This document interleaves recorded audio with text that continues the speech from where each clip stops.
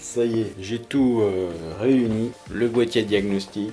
On prend les outils. Et ça je l'ai, ça c'est bon. Ah ah, le capteur aussi. Le casque, on y va.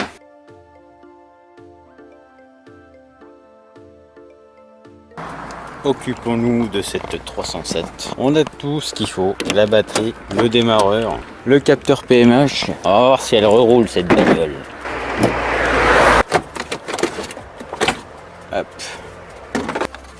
Le capteur qu'on va foutre là-dessus. Ah, c'est monté, c'est bien ça. La vis. Voilà, donc on revisse ceci. Capteur revissé. On va le rebrancher. Le capteur est rebranché. La batterie est branchée. On va remettre le filtre air.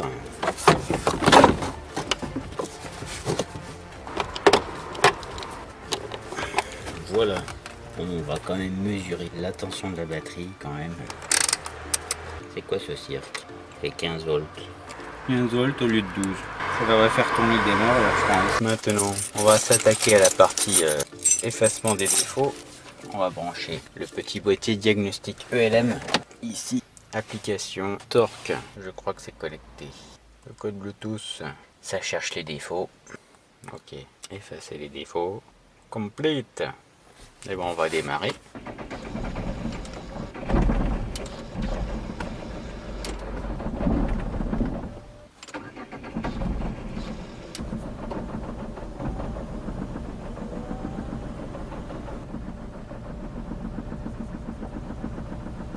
Ça tourne sur 3 pattes.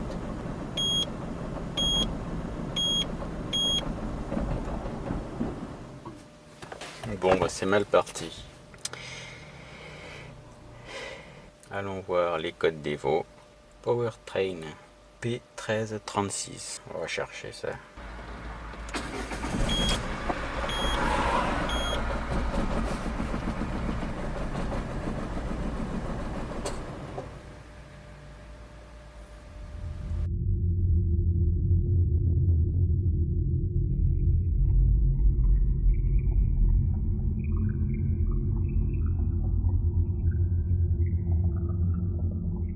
Voilà les amis, après une période de grand doute sur la réparation de cette voiture, qu'en est-il? Qu'en est-il sur la suite de nos aventures, suite à de nombreuses tentatives de réparation de cette magnifique voiture 307 bleue? La couleur c'est très important. Suite à de nombreuses tentatives de réparation, Enfin, le problème est résolu. Donc, à la base, on va faire le récapitulatif.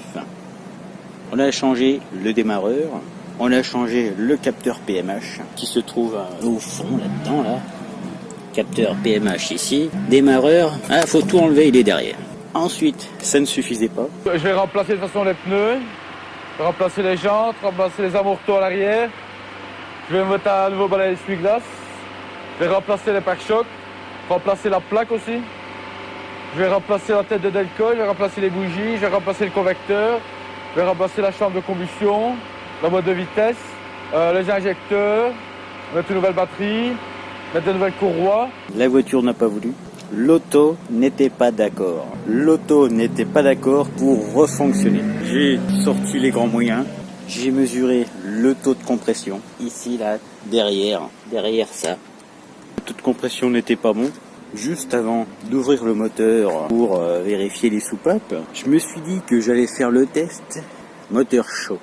Et puis entre-temps, j'ai changé les bougies. Et là, la voiture s'est mise à ne plus caler. Mais elle tournait toujours sur 3 cylindres. Donc ça m'a permis de rouler 40% de la puissance du moteur. Ensuite, j'ai pu prendre les compressions des cylindres à chaud.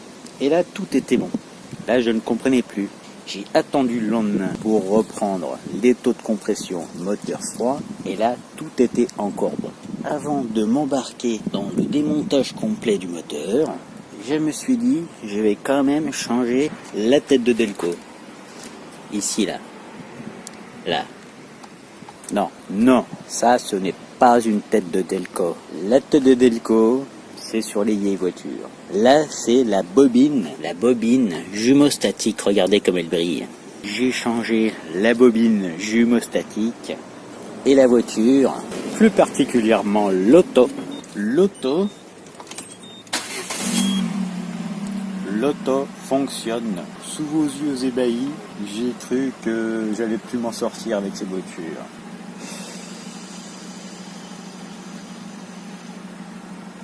Grâce au changement de la bobine jumeau-statique.